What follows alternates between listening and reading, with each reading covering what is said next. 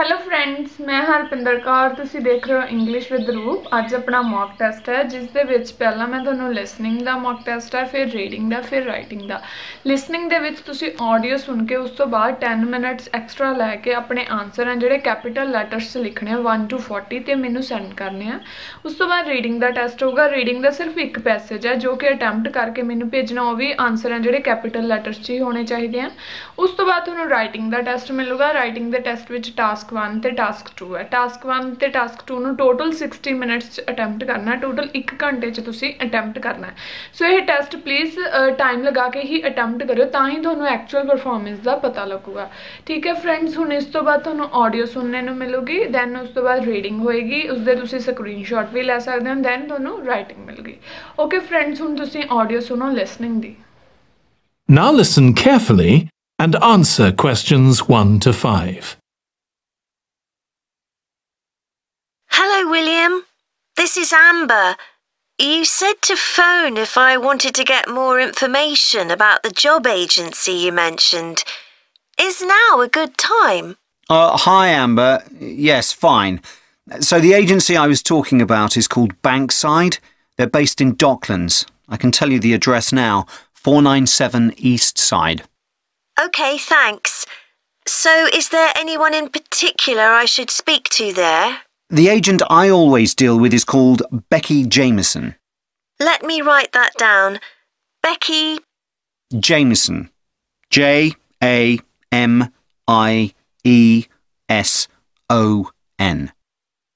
Do you have her direct line? Yes, it's in my contacts somewhere. Right, here we are. 07866 510 333. I wouldn't call her until the afternoon if I were you. She's always really busy in the morning trying to fill last-minute vacancies. She's really helpful and friendly, so I'm sure it would be worth getting in touch with her for an informal chat. It's mainly clerical and admin jobs they deal with, isn't it? That's right.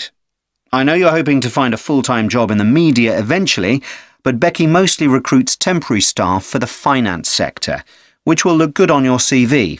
And generally pays better too. Yeah, I'm just a bit worried because I don't have much office experience. I wouldn't worry. They'll probably start you as a receptionist or something like that. So what's important for that kind of job isn't so much having business skills or knowing lots of different computer systems. It's communication that really matters, so you'd be fine there. And you'll pick up office skills really quickly on the job. It's not that complicated. OK, good. So how long do people generally need temporary staff for? It would be great if I could get something lasting at least a month. That shouldn't be too difficult. But you're more likely to be offered something for a week at first, which might get extended. It's unusual to be sent somewhere for just a day or two. Right. I've heard the pay isn't too bad.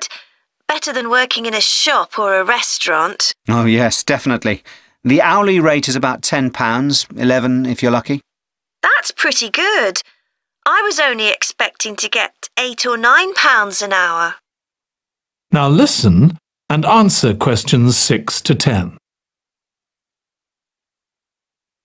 Do you want me to tell you anything about the registration process? Yes, please. I know you have to have an interview. The interview usually takes about an hour, and you should arrange that about a week in advance. I suppose I should dress smartly if it's for office work. I can probably borrow a suit from Mum. Good idea. It's better to look too smart than too casual. Will I need to bring copies of my exam certificates or anything like that? No, they don't need to see those, I don't think. What about my passport? Oh yes, they will ask to see that. OK. I wouldn't get stressed about the interview, though. It's just a chance for them to build a relationship with you, so they can try and match you to a job which you'll like. So there are questions about personality that they always ask candidates, fairly basic ones, and they probably won't ask anything too difficult, like what your plans are for the future. Hope not. Anyway, there are lots of benefits to using an agency. For example, the interview will be useful because they'll give you feedback on your performance so you can improve next time. And they'll have access to jobs which aren't advertised. Exactly. Most temporary jobs aren't advertised. And I expect finding a temporary job this way takes a lot less time. It's much easier than ringing up individual companies. Yes, indeed. Well, I think I've covered everything. Now listen carefully and answer questions 11 to 14. Good morning.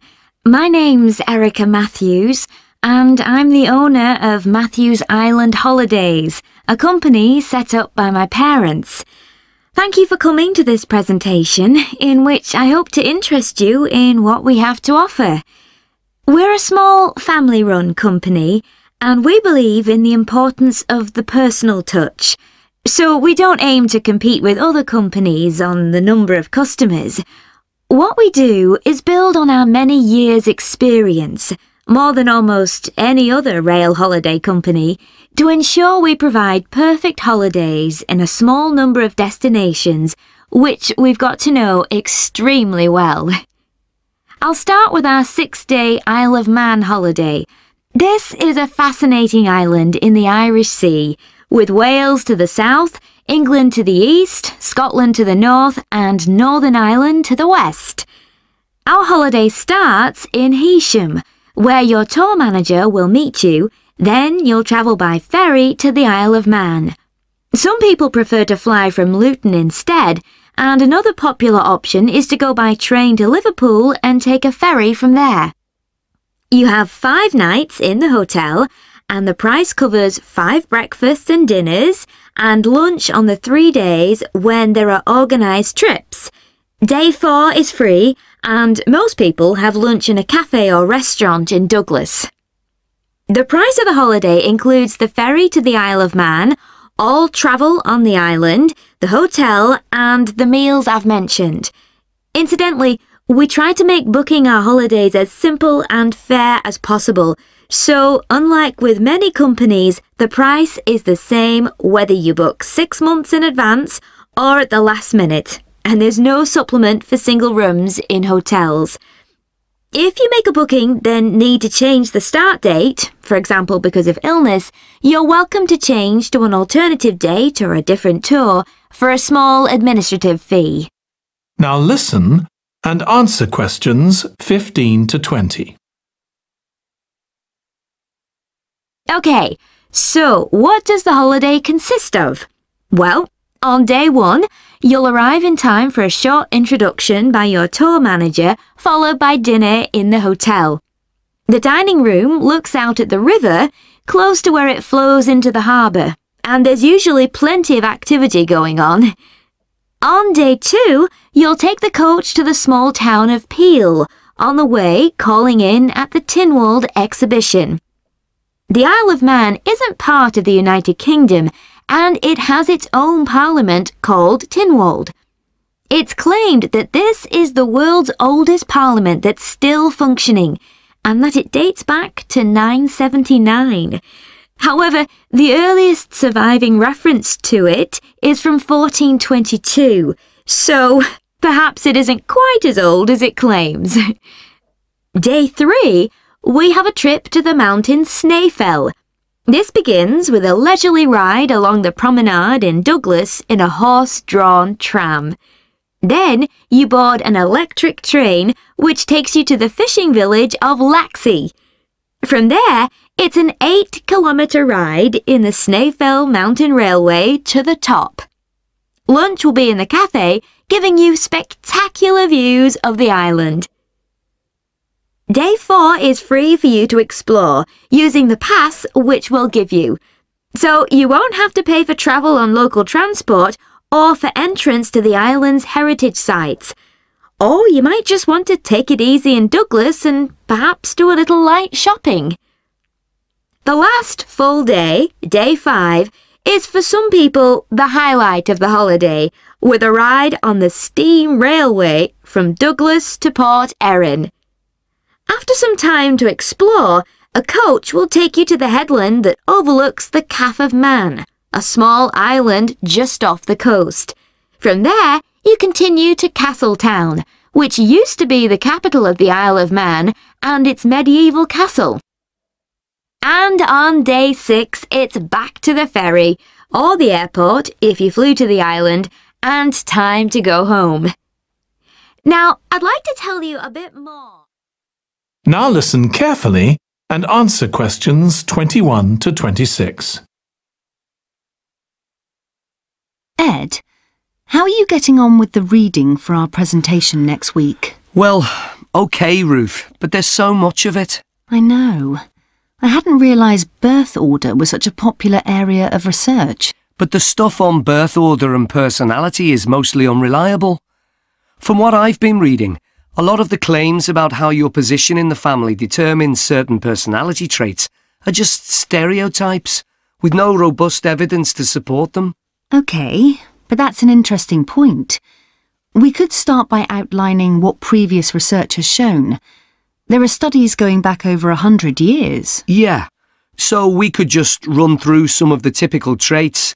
Like the consensus seems to be that oldest children are generally less well-adjusted because they never get over the arrival of a younger sibling. Right, but on a positive note, some studies claim that they were thought to be good at nurturing. Certainly in the past, when people had large families, they would have been expected to look after the younger ones. There isn't such a clear picture for middle children, but one trait that a lot of the studies mention is that they are easier to get on with than older or younger siblings. Generally eager to please and helpful, although that's certainly not accurate as far as my family goes. My middle brother was a nightmare, always causing fights and envious of whatever I had. As I said, none of this seems to relate to my own experience. I'm the youngest in my family, and I don't recognise myself in any of the studies I've read about. I'm supposed to have been a sociable and confident child who made friends easily, but I was actually terribly shy. Really? That's funny.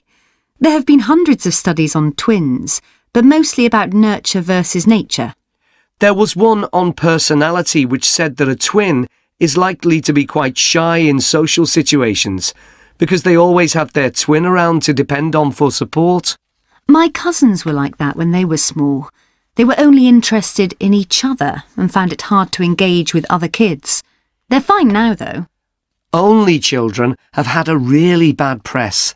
A lot of studies have branded them as loners who think the world revolves around them because they've never had to fight for their parents' attention. That does seem a bit harsh. One category I hadn't considered before was children with much older siblings. A couple of studies mentioned that these children grow up more quickly and are expected to do basic things for themselves, like getting dressed. I can see how that might be true, although I expect they're sometimes the exact opposite, playing the baby role and clamouring for special treatment. Now listen and answer questions 27 to 30. What was the problem with most of these studies, do you think? I think it was because, in a lot of cases, data was collected from only one sibling per family, who rated him or herself and his or her siblings at the same time. Some of the old research into the relationship between birth order and academic achievement has been proved to be accurate, though. Performances in intelligence tests declined slightly from the eldest child to his or her younger siblings. This has been proved in lots of recent studies. Yes, although what many of them didn't take into consideration was family size. The more siblings there are, the likelier the family is to have a low socio-economic status, which can also account for differences between siblings in academic performance. The oldest boy might be given more opportunities than his younger sisters, for example. Exactly. But the main reason for the marginally higher academic performance of oldest children is quite surprising, I think. It's not only that they benefit intellectually from extra attention at a young age, which is what I would have expected. It's that they benefit from being teachers for their younger siblings by verbalising processes. Right.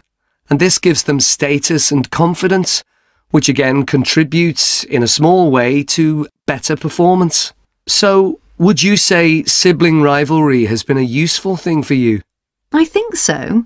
My younger brother was incredibly annoying, and we fought a lot. But I think this has made me a stronger person. I know how to defend myself. We had some terrible arguments, and I would have died rather than apologise to him.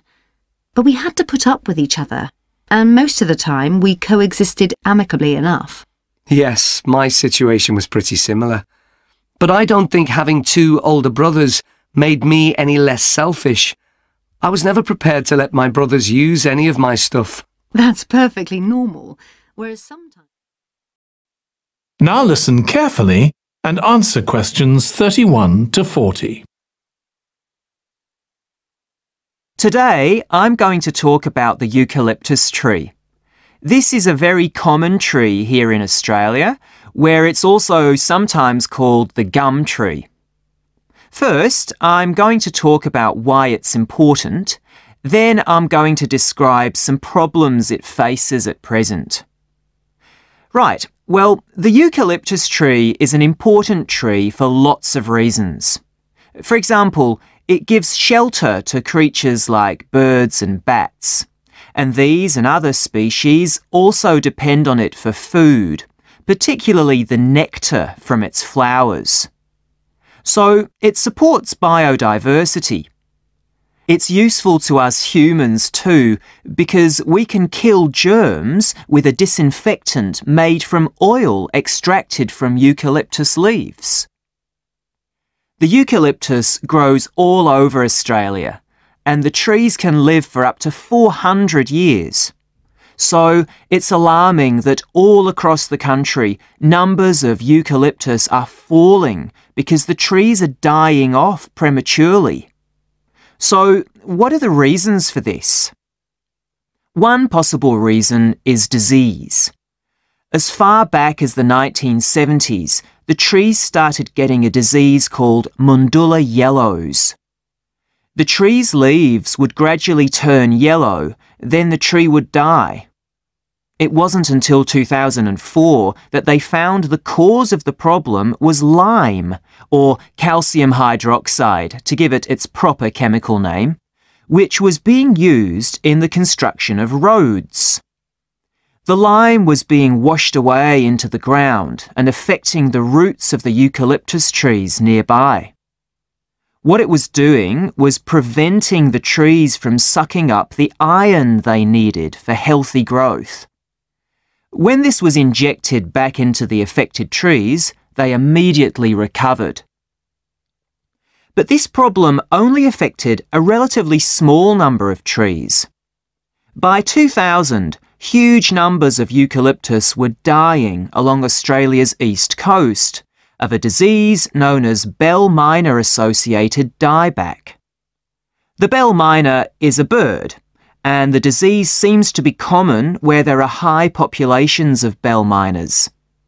Again, it's the leaves of the trees that are affected. What happens is that insects settle on the leaves and eat their way round them, destroying them as they go, and at the same time they secrete a solution which has sugar in it. The bell miner birds really like this solution, and in order to get as much as possible, they keep away other creatures that might try to get it. So these birds and insects flourish at the expense of other species, and eventually so much damage is done to the leaves that the tree dies.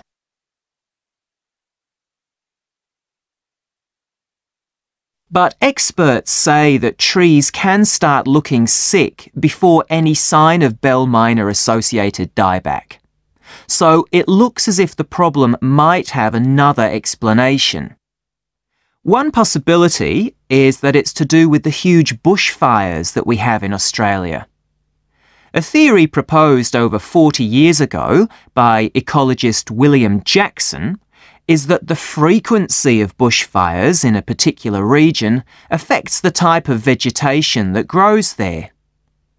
If there are very frequent bushfires in a region, this encourages grass to grow afterwards, while if the bushfires are rather less frequent, this results in the growth of eucalyptus forests.